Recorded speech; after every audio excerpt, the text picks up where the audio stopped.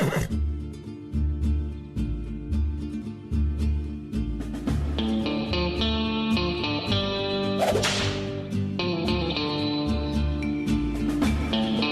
friends. You're listening to How the West Was Cast, a podcast dedicated to the best of the Western movie genre.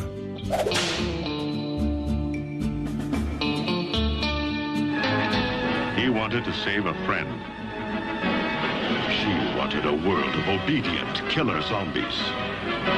Jesse James will kill us for what you are doing. Jesse James will be caught and hanged in Shelby. Her fiendish Frankenstein monster stalks the West's most fearless outlaw. Save your strength, Jesse James. You will need it. That was the trailer to Jesse James Meets Frankenstein's Daughter, a Western horror film made in 1966. And on this special episode of How the West Was Cast, we'll discuss some of our favorite weird Westerns and what makes them so scary. Hello, my name is Matthew Chernov, and I'm a screenwriter and an entertainment journalist in Los Angeles. And I'm Andrew Patrick Nelson, a film historian and the chair of the Department of Film and Media Arts at the University of Utah. Now, if you enjoy this episode, be sure to follow us on Twitter, Instagram, and Facebook. You can find us at Western Podcast. That's at, as in the at symbol, Western Podcast, all one word. Tell us about some of your favorite horror Westerns, or suggest another topic that you'd like us to cover on a future show. Okay then, Andrew, you've given some thought to the cinematic renaissance that audiences have been treated to lately when it comes to mashups between horror films and Westerns. So tell us about that. The past decade or so has seen a discernible uptick in interest in movies and other media that exist at the intersection of the Western and horror genres. This interest has corresponded, roughly, with an increase in the production of these types of works. If you look at the tables of contents of recent academic books like Undead in the West or Weird Westerns, you'll find that, with some exceptions, the majority of the movies under investigation were produced over the past 20-odd years. Online lists and articles about horror Westerns have the same bias towards movies from the 1990s onward. Whether set in the contemporary or Old West, a growing number of movies have demonstrated the compatibility of horror tropes and monsters with conventional Western stories and settings. Mysterious strangers, entire towns under the grip of despotic villains, men driven to madness by the ravages of nature and isolation, warnings and prophecies from Native American folklore. The horrific undertones of these and other venerable Western conventions have been brought to the surface in a range of recent films. Yet horror Westerns, or even Westerns with conventional horror elements, like the presence or even hint of the supernatural, were conspicuously absent when the Western's popularity was at its peak, from the late 1940s to the early 1960s.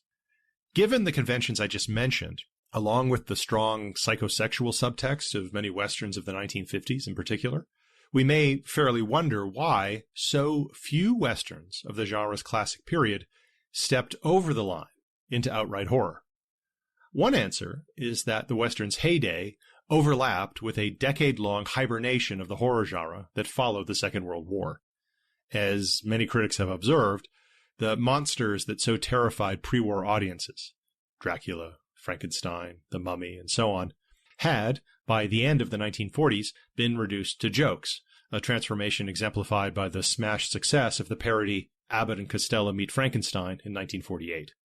The most lauded horror films of the 1940s, the cycle of movies produced by Val Lewton at RKO that included Cat People and I Walked with a Zombie, eschewed larger-than-life monsters in favor of suggestive horror effects and psychological atmosphere, but even these began to lose their hold on audiences by the close of the decade.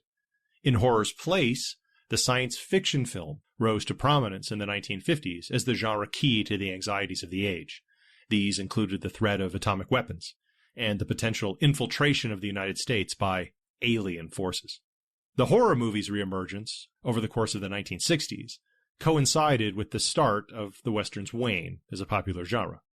As a genre loses its hold on the popular culture, and as our collective understanding of the genre becomes looser and much more basic, the genre itself becomes more malleable and adaptable to new generic contexts.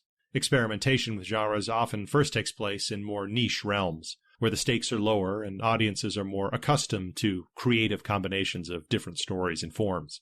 One of the first places this began to happen with westerns and horror was in the 1970s in the seminal Marvel Comics series Weird Western Tales, which gave us the character Jonah Hex. While the attempt in 2010 to bring Hex to the big screen failed, the ascension of the horror western follows the trend that we discussed in our episode on The Legend of the Lone Ranger, where what was once niche culture for children is now mass culture for all ages. Or, as famed comic book writer Alan Moore put it in a recent rare interview, thousands of adults are queuing up to see characters that were created 50 years ago to entertain 12-year-old boys. What could be more frightening than that?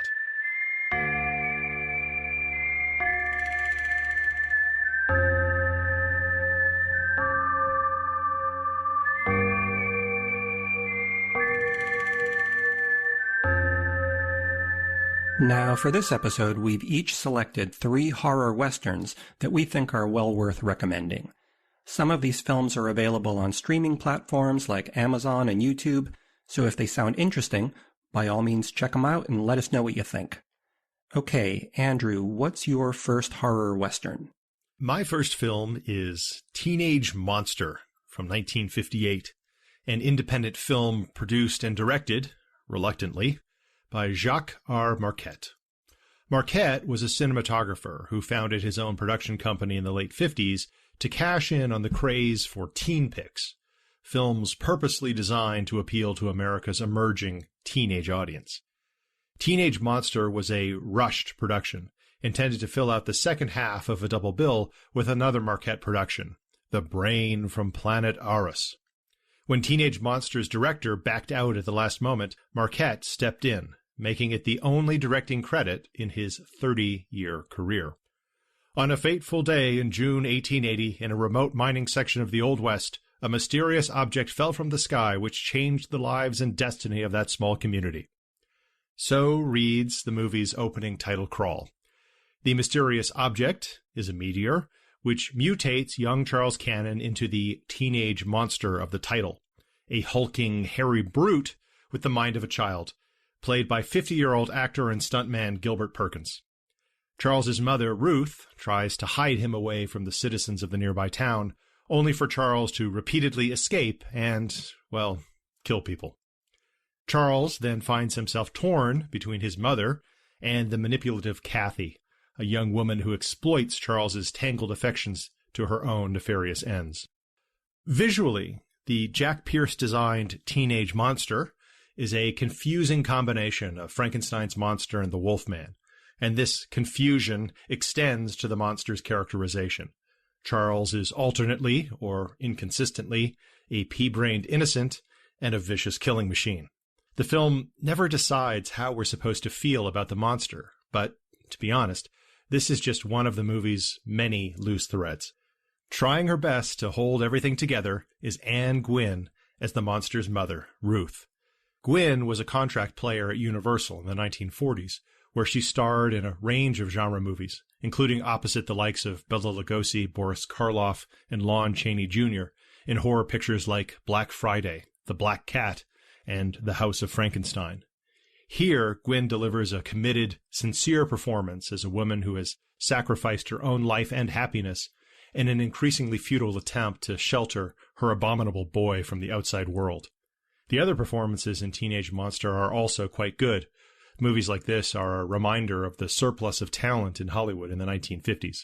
In the end, Teenage Monster is good for a few campy laughs, but it's also an instructive example of the fundamental incongruities between the Western and trends in horror filmmaking in the 1950s. While many Westerns of the decade successfully incorporated teenage subject matter, actor Robert Wagner's Westerns like White Feather and The True Story of Jesse James are among the best examples. A Western with an irradiated teenage monster? Well, that was clearly a bridge too far. Wow. I'm not sure if you actually got across how insane this movie is. That's why I love it. It's one of the weirdest mashups on the show. There really were a ton of teenage movies out there at the same time, so I can see why they went with this title that makes almost no sense when you see the actual monster. And you had Roger Corman's Teenage Caveman, I Was a Teenage Werewolf, Teenage Frankenstein. Then there were teenage zombies, and my favorite was Teenagers from Outer Space. That was a really good one. They were all released within like 2 or 3 years of each other. So this was a popular fad at the time. The only difference was that those films featured actual teenagers and not just like a middle-aged stuntman in a wig. So, I mean, this lacks the authenticity of those movies, but it's great. Yeah, maybe I did understate it to a certain degree. I think when you know the background, it's pretty evident when you watch the movie how this really was slapped together at the last minute. And as I said, there are so many things happening that the film barely manages to contain them with a final climactic cliffside shootout, which I don't want to spoil it for anyone, but let's just say that death solves all of the film's problems for all but 2 of the characters. The other really strange thing about the movie, which you had mentioned in an email to me, is the monster's voice. Oh my God, it's so bizarre. It's like whoever decided that the teenage monster should have this whimpering voice that's totally dubbed in. He sounds like a blithering idiot the entire time, but everybody communicates with him like they know exactly what he's saying. It's such a weird choice. It's like watching somebody have a conversation with a toddler and they're both communicating with each other. It's like you wonder, are these other characters fluent in gibberish or what is it? But it's a great part of the film. It is. So, yeah, what can I say? If you've got 65 minutes to spare and a little bit of time on the internet, Teenage Monster still exists. It still looks really good and probably tells us more than anyone who made it could have possibly imagined about filmmaking in the 1950s. I don't know about you, but I was a little disappointed that we didn't get more scenes set in the gold mine. They introduced this kind of rickety gold mine early on, and then they kind of abandon it. We don't really go back there other than to get some gold. I was expecting when they introed that half the movie would be set in these mine sets where people are just wandering around. It would have been such an inexpensive way to shoot it. But they went for an actual movie set on a Western lot. So it's, I mean, in a way, it's better this way. Yeah, it was filmed at the Iverson Ranch, so it makes use of Western sets that would have been familiar to both movie and television audiences of that time. You know, I agree with you that my mind actually went to a similar space where there'd be some kind of labyrinthine climax and the monster would be familiar with the mine and would know his way around. And that's a separate movie, let's say. They go much more conventional Western in many respects towards the end of Teenage Monster. What's happened? The whole town seems deserted. That monster's on the loose right here in town. Anybody catch sight of this thing? Well, a few kids playing in the street said he was 20 feet tall, covered with long hair, and had great big teeth. Behind these empty streets, these windows shut in fear, lies the strange story of a young girl who knows the secret of the teenage monster. Fascinated by an evil demon, unable to control her sinister desires, she leads the monster to his prey, sacrificing an entire town to his insatiable lust for human life. I saw him, the monster. He ran away from this barn carrying the girl. A posse in panic, not knowing what they'll find, man, beast, or demon from another world, as they pursue the loathsome killing thing they call the teenage monster.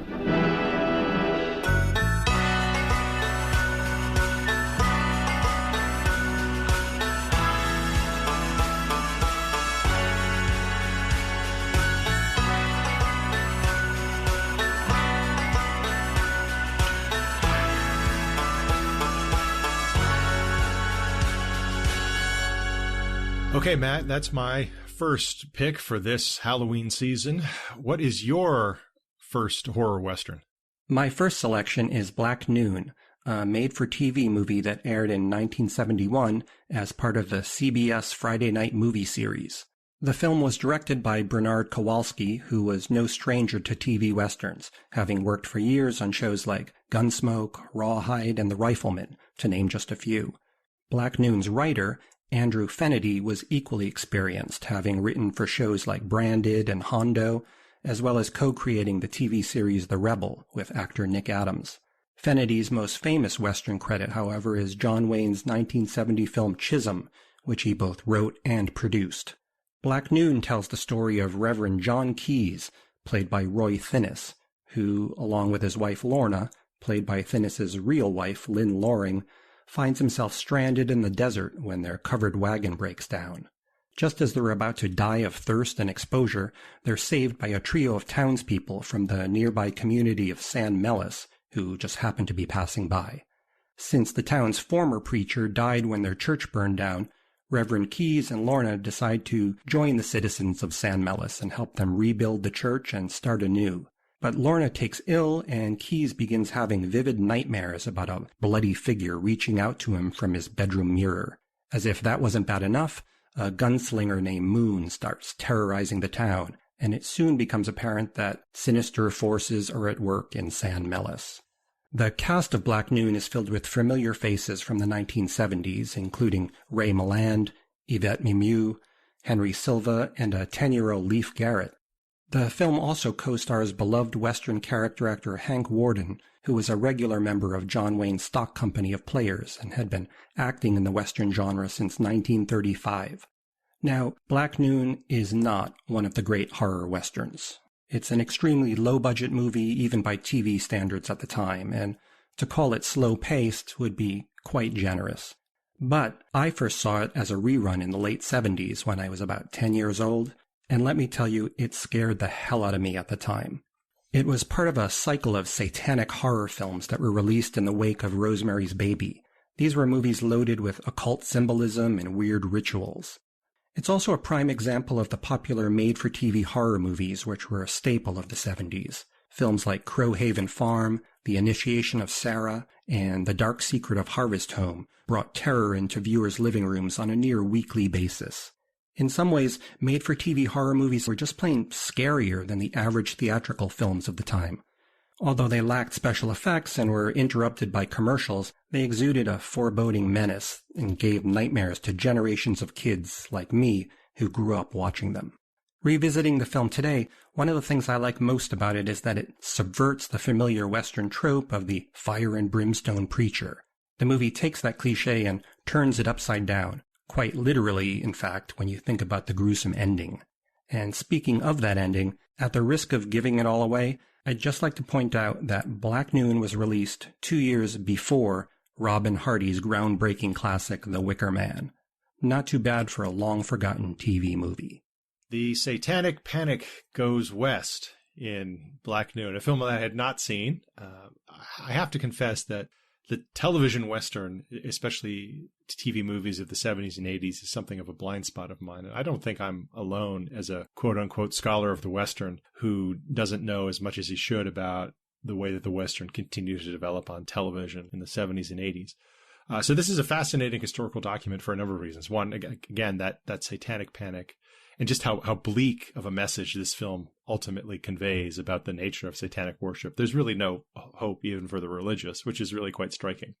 You mentioned how this is a take on a really venerable conventional horror narrative. I think it's also an interesting inversion of the stranger comes to town narrative, which is a common one in the Western too, where normally we adopt the perspective of the townspeople who see the stranger come in.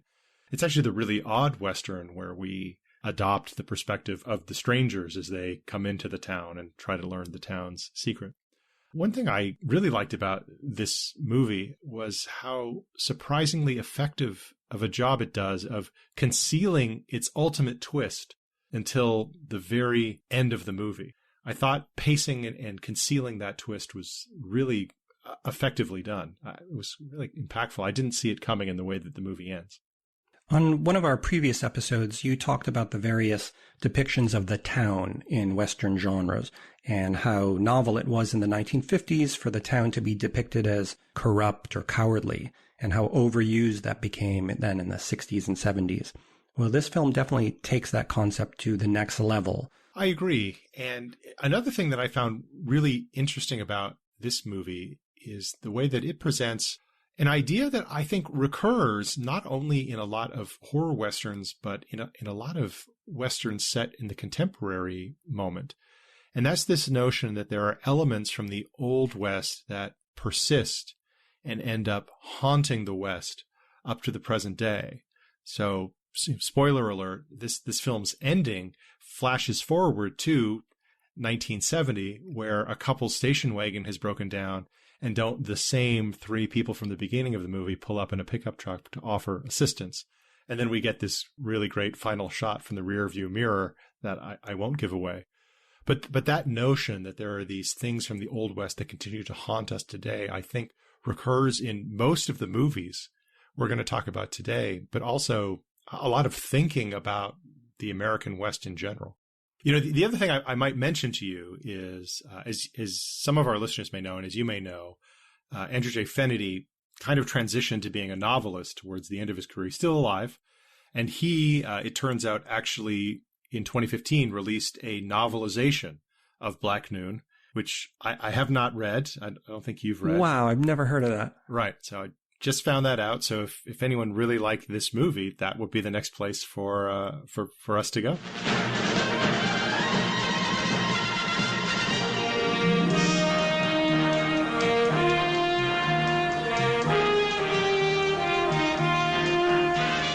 Tonight, one of the screen's most terrifying dramas on the CBS Friday Night Movies.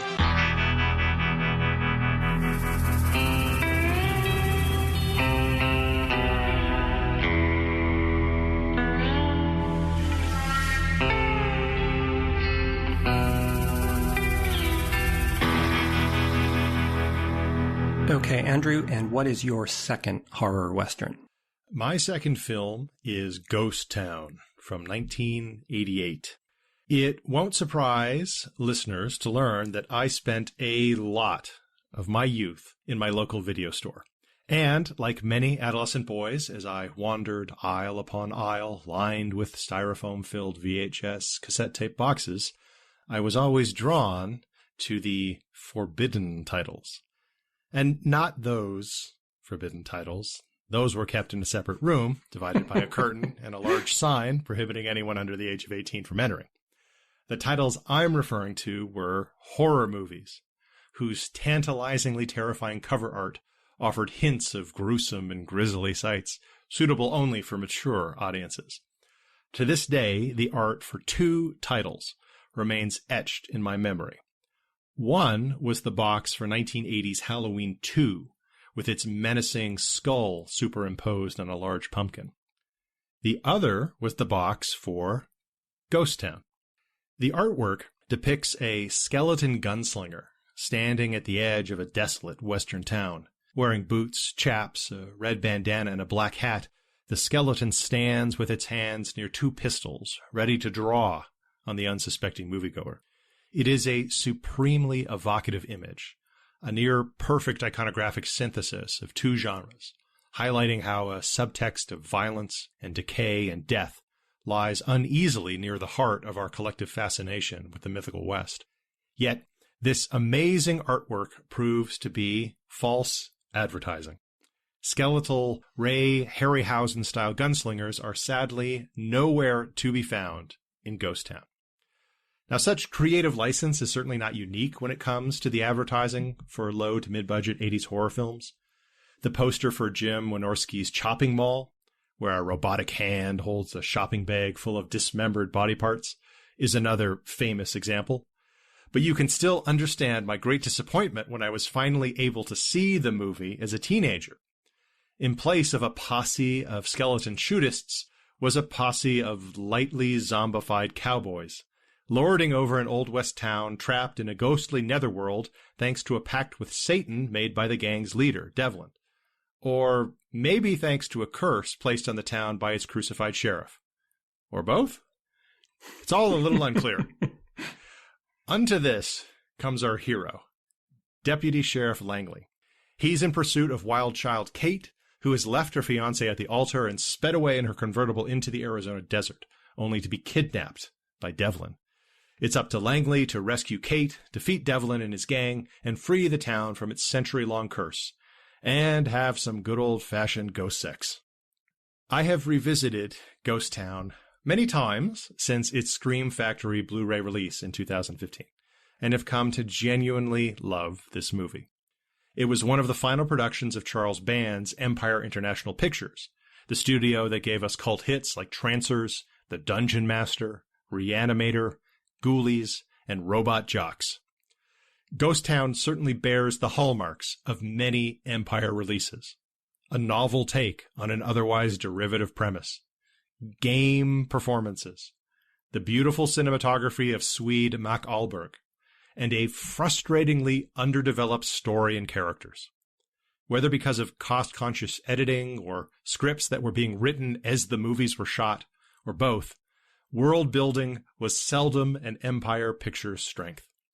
The production of Ghost Town was, by most accounts, a chaotic race against time to finish production before Empire ran out of money. That it comes together as well as it does is impressive.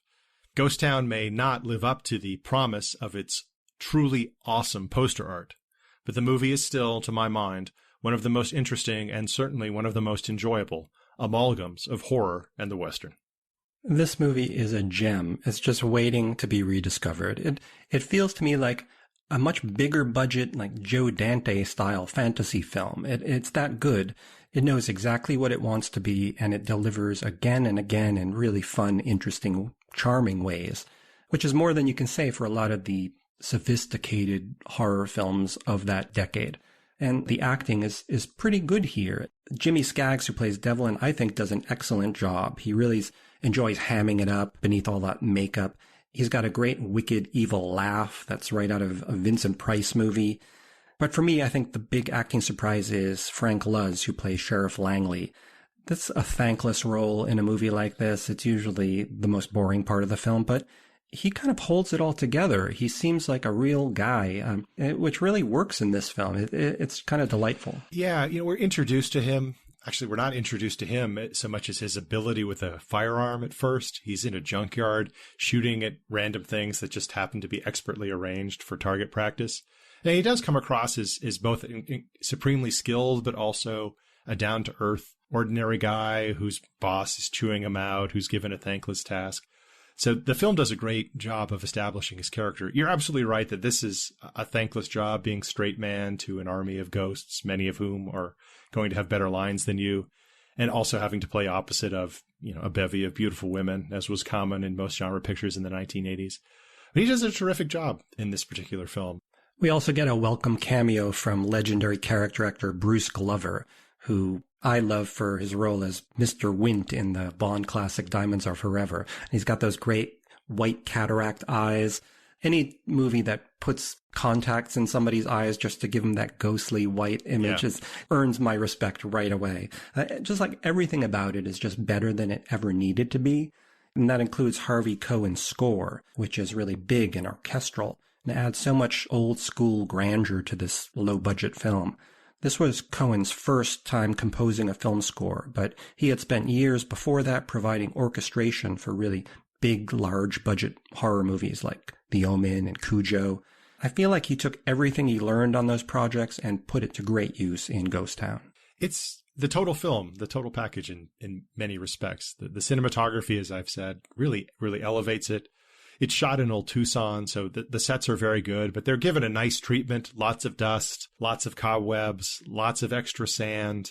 It really is an atmospheric film that has very few moments that compromise its overall believability.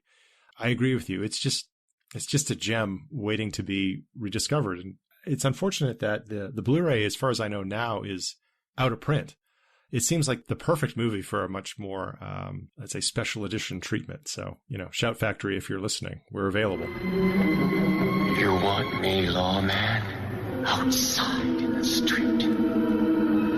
20th century law enforcement meets the Wild West. In a place where law is a forgotten word. Ghost Town. The long arm of the law is about to reach out across 100 years. Ghost Town.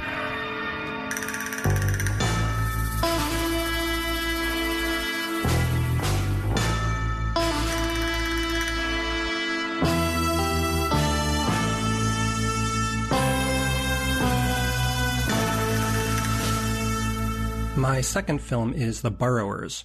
Released on video in 2009, the film was written and directed by J.T. Petty and it stars Carl Geary and William Mapother, as well as genre favorites Clancy Brown and Doug Hutchison. Set in the Dakota Territories in 1879, The Burrowers tells the story of a small posse of men who set out to track down a family of settlers who've mysteriously vanished from their home in what's believed to be a violent Indian attack. Yet what this group of searchers quickly discovers is that marauding Indians are the least of their worries.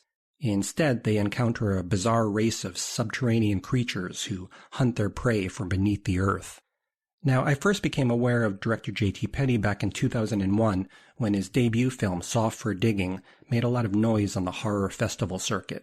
Shot on a budget of only $6,000, Petty managed to craft a quietly haunting ghost story about an old man who witnesses a child being murdered. He followed up that film with a project that, at least on paper, had very little going for it. Speaking, of course, about Mimic Sentinel, the third entry in the largely forgotten Mimic franchise. Against all odds, Petty somehow managed to turn this direct-to-video sequel into a surprisingly original and wonderfully gory combination of Alfred Hitchcock and David Cronenberg. Petty's next film was equally unusual. Titled Sandman, it was a micro-budget horror documentary that purposely blurred the line between truth and fiction.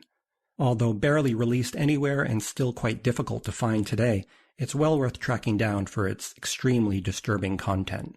Which brings us to Petty's fourth film, The Burrowers. Shot by expert cinematographer Phil Parmet, who lensed The Devil's Rejects and Halloween for Rob Zombie, The Burrowers is a beautiful movie, filled with sweeping wide-angle shots of the sun-drenched New Mexico landscape.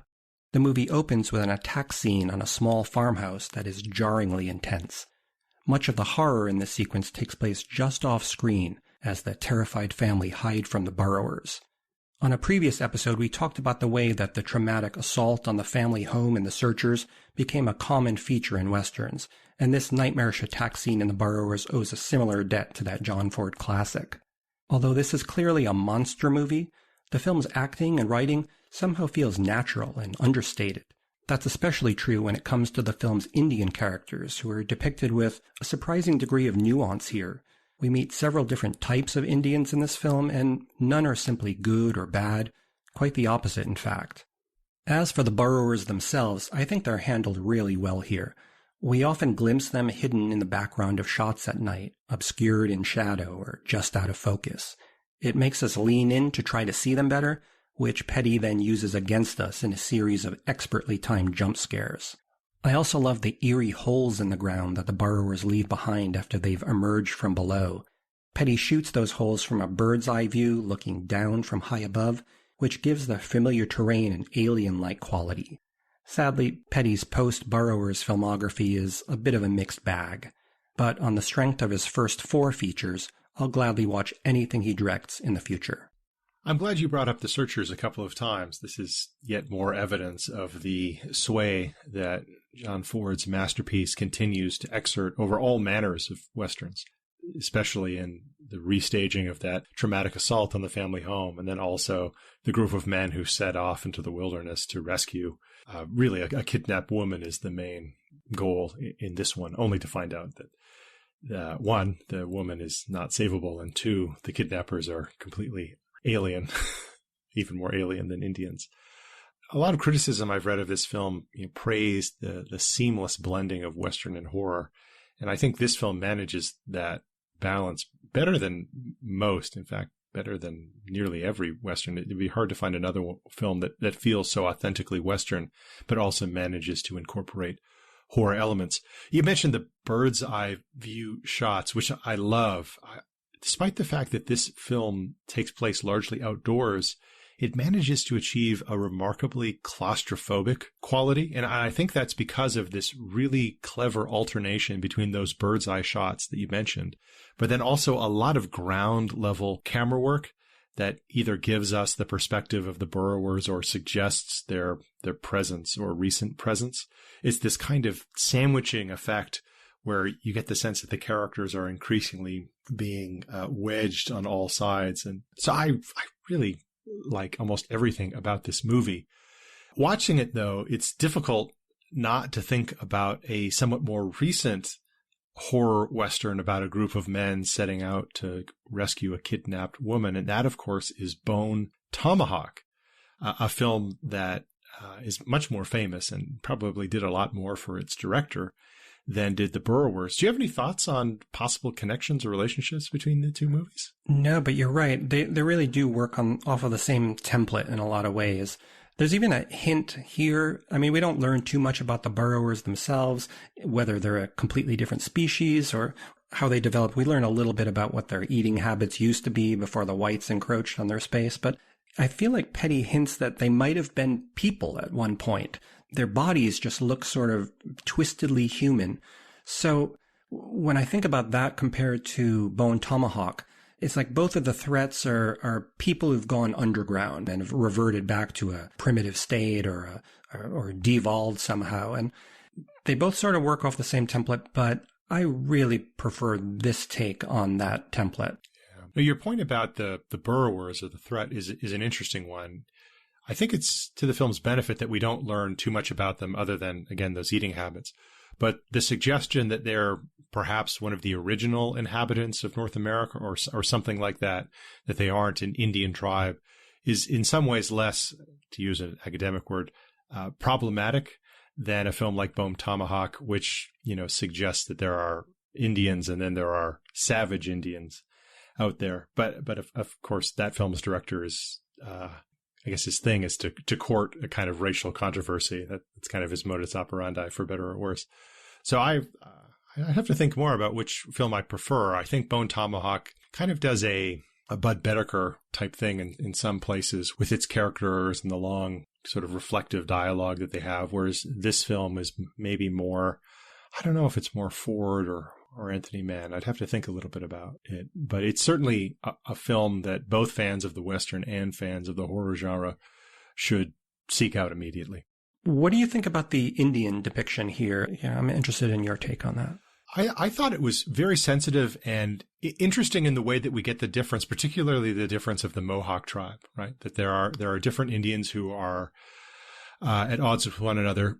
We get the white man who knows Indians, whose grasp of languages is good, but not great. So he's an imperfect translator. The really powerful scene is where the Mohawks are saying a word that sounds like little fish. And then they ultimately realize the word that they're using is bait. I really like that moment a lot, just that realization. You're right. Language plays a big role here, which is kind of interesting. The Indians communicating with them becomes all important if you're going to survive the night. Well, that's really the message of the movie, that the heroes of the movie, for what it's worth, are the ones who are actually willing to engage in some kind of dialogue with their ostensible enemies in order to survive, so that the group can survive. And that is sharply contrasted with the American military, who is completely uninterested in communicating with anyone and is out there to impose a particular view of the world on anything that they come across.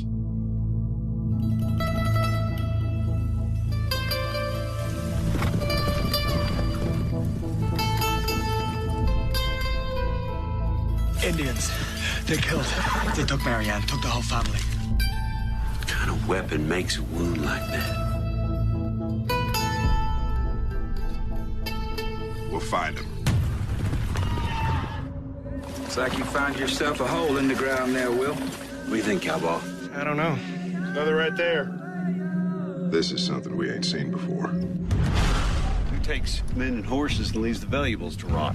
Woke up. He says another tribe, miners. He didn't say miners. He used the word for when animals dig, burrow maybe. Why would they bury her alive? I don't know. You hear it? They're all around us. Those weren't Indians.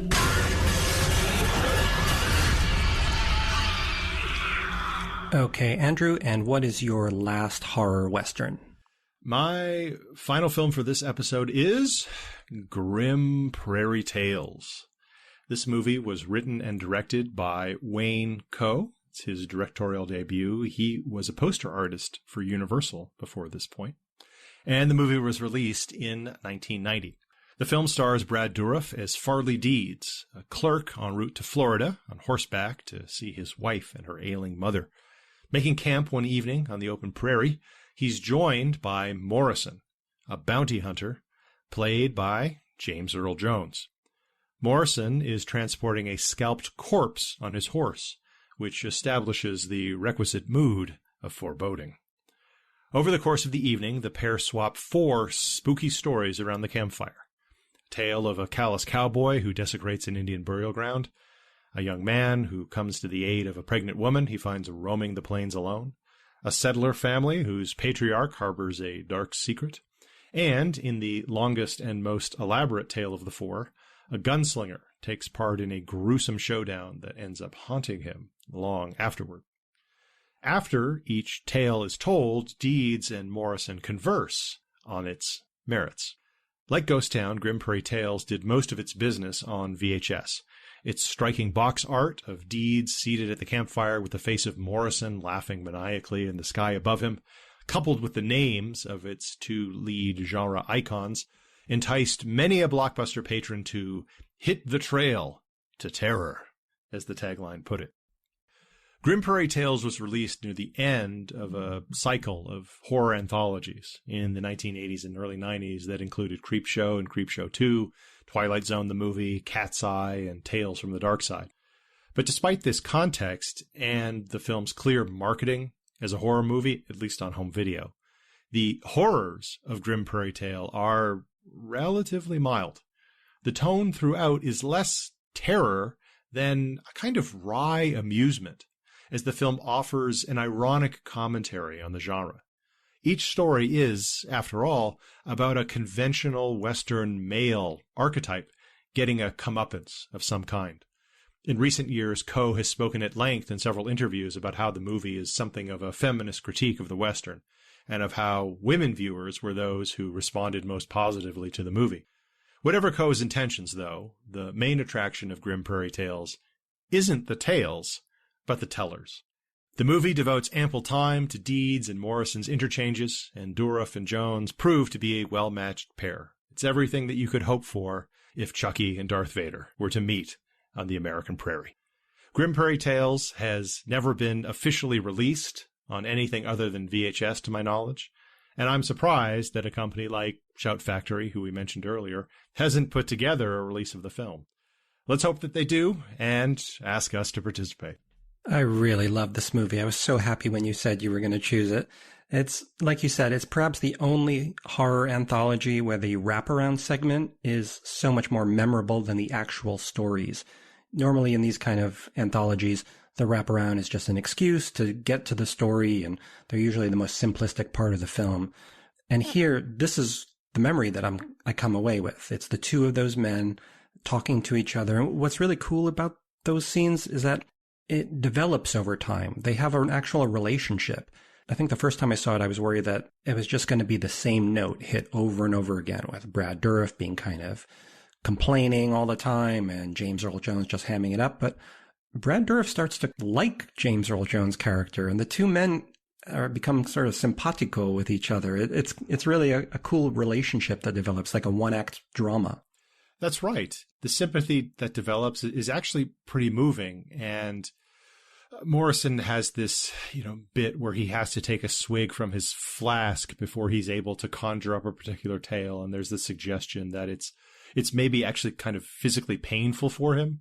So before he tells the last tale, which he feels compelled to tell because Deeds has essentially one-upped him, there's this genuine kind of concern on Deeds' part.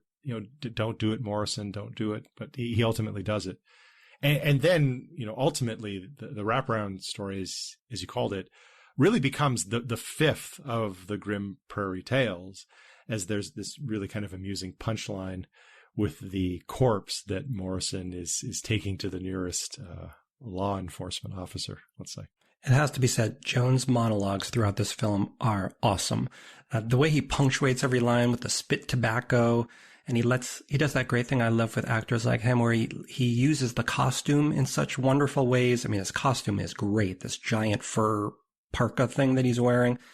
he just loses himself in this pure character role. He's very comical and oddly creepy, but it's a great performance. Like, it's just the perfect character role. Well, as you know, I'm a great fan of Conan the Barbarian. So any movie where James Earl Jones appears in a long flowing wig is a sign of quality. The story, I think, that strikes me the hardest is that third one, the one that Brad Dourif delivers. It's such an odd, unexpected story. It's interesting that it's so much more complex than the other ones, emotionally anyway. It's this deeply disturbing family drama that feels less like something Stephen King might write and something Joyce Carol Oates might write. Yeah, it's the only of the three that doesn't involve any kind of supernatural element.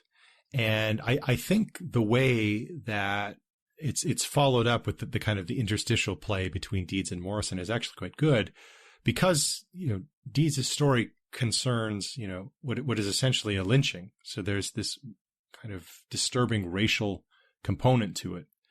And the film never makes anything of the racial dynamic between Deeds and Morrison, but there's a palpable suggestion that part of the impact of the story on somebody like Morrison is that unsaid part of it. And, he comes away, first quite moved, and Jones is really good here, but then animated and motivated to tell a better story, which is an even kind of a deeper dive into the realm of the supernatural in many respects than some of the other ones, so much so that it involves an animated sequence in that fourth segment. So it certainly does stand out in many ways, not only as the only story that Deeds tells, but also for all the other reasons we've said. Now, I don't know if you've seen this other horror Western anthology that came up the next year called Into the Badlands, with Bruce Dern as a gunslinger who tells a bunch of stories. I think there are 3 in that one. Now, can't say that I have. It's worth checking out to compare the two. It's not as memorable. I mean, it's in a lot of ways, technically, it looks much better, but the stories don't have the same resonance, and it lacks that wraparound, that kind of interesting, lovable characters telling you these stories. It's much more conventional, and this film is just so much more unusual. I'm gonna tell you a story that'll stick to you like an eyeball to a cactus needle. There is a grim menace in the West, stalking the weary traveler. Who are you? Its name is Terror. I know a story. I like it. Horror roams the wilderness. Feel the fear. Yours is a ripe one. In an all too wild West. Grim Prairie Tales, starring James Earl Jones, Brad Dourif, and William Atherton. It's disgusting. It's just sick. Where did you dredge up a story like that? You liked it. Grim Prairie Tales.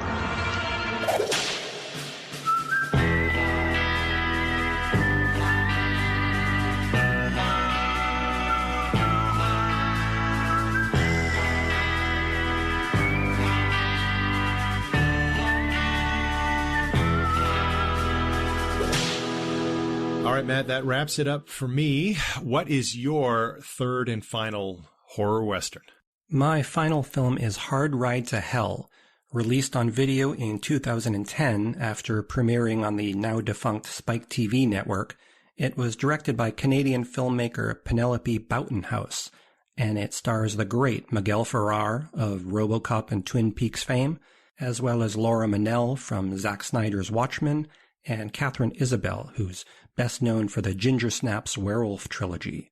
Hard Ride to Hell opens in the Texas Badlands circa 1930, where an old Mexican man and his young grandson lead their mule into the small town of Sempiterno. But rather than the bustling community that they expect to find, what they discover is a ghost town. That's because a group of devil-worshipping outlaws led by a one-eyed warlock named El Jefe have slaughtered everyone in sight.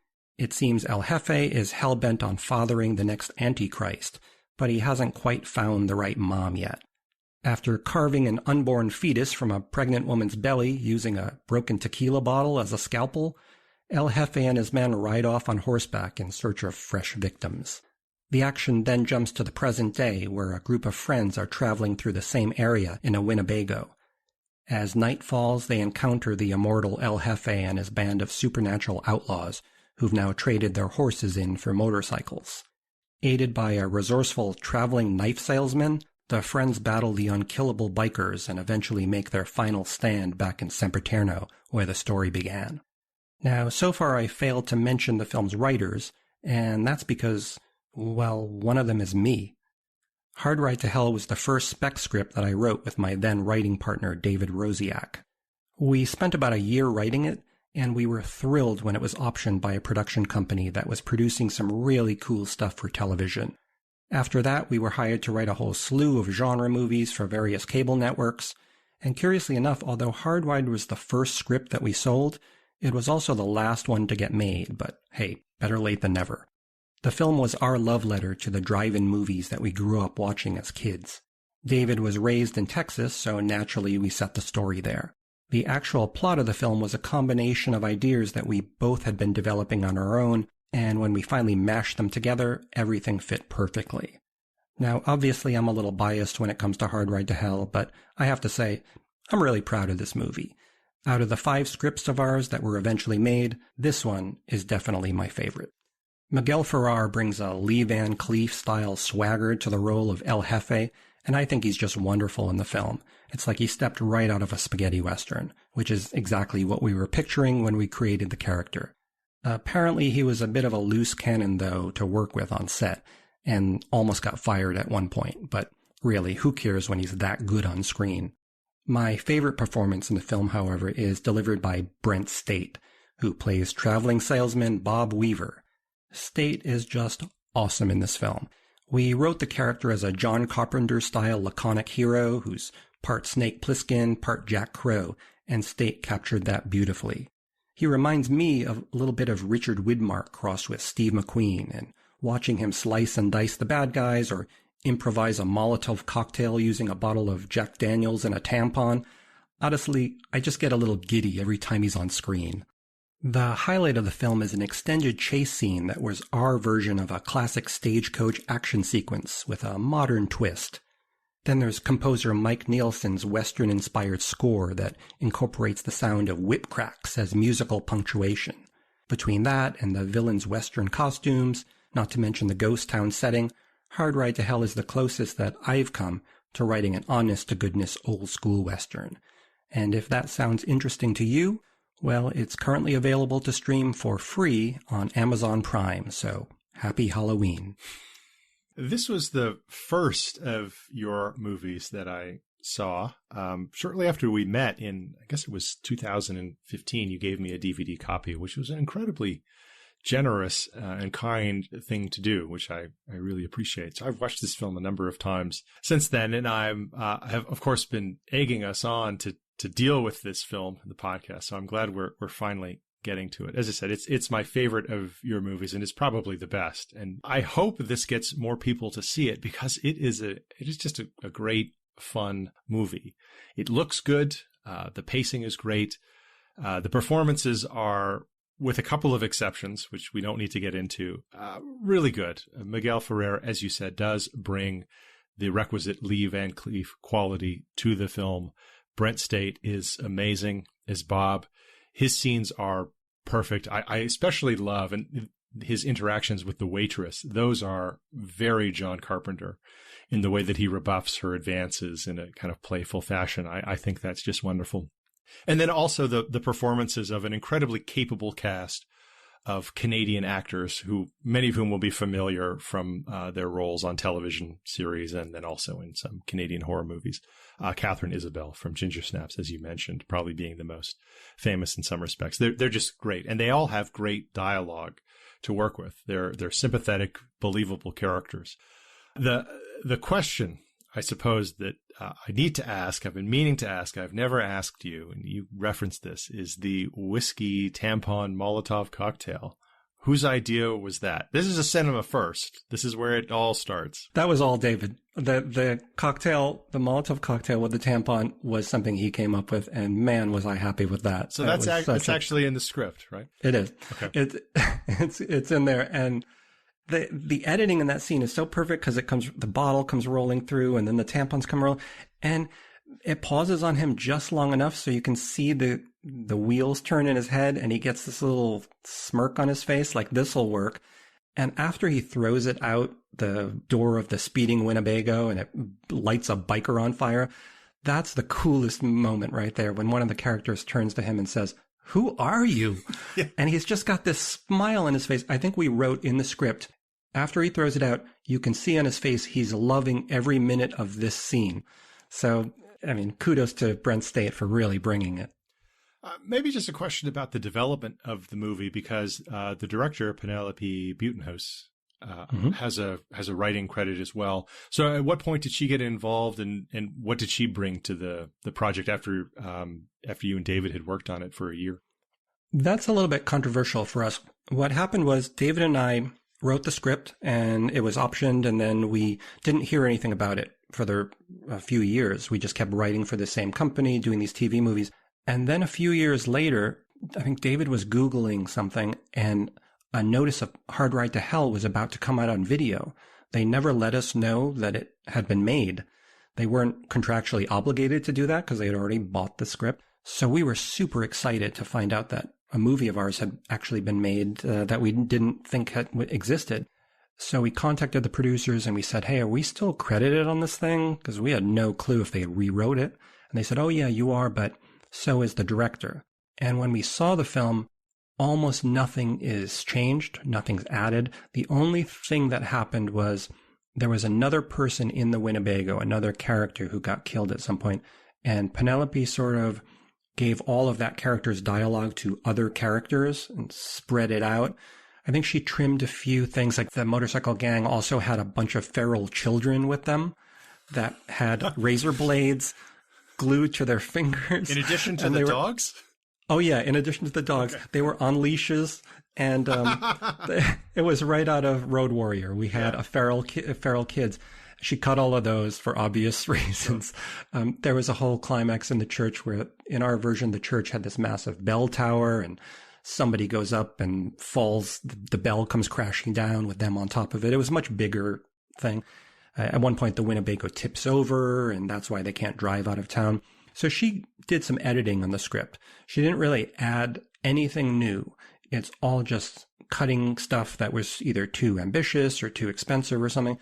And yet somehow she ended up with a writing credit on there. If we had been aware at the time that they were making the film, I'm pretty sure we could have brought that to the WGA and said, "Hey, this is a little sketchy."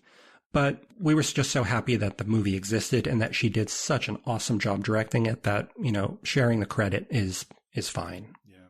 That's a little surprising because by that point, you had, as a writer, established a pretty solid reputation in this sort of general type of movie.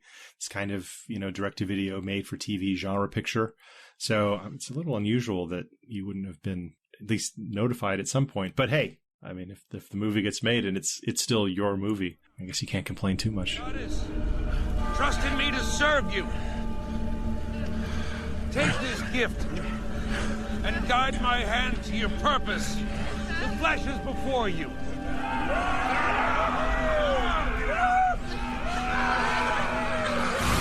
Give me the power, I beg of you, O Mother Babylon. We give you blood, Mother. We give you flesh!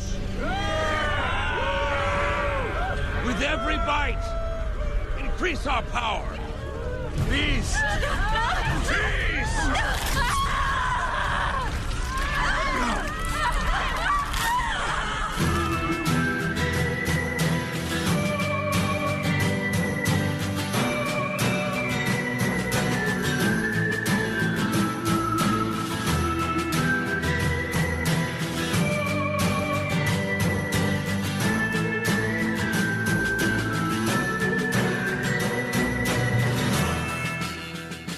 Well, that about wraps things up for our terrifying horror Western episode. Until next time, I'm Matthew Chernov. And I'm Andrew Patrick Nelson, and you've been listening to How the West Was Cast. Well, that was our show. We thank you kindly for listening and hope you'll come back again real soon. Till then, keep your saddle oiled and your guns greased. We'll be seeing you.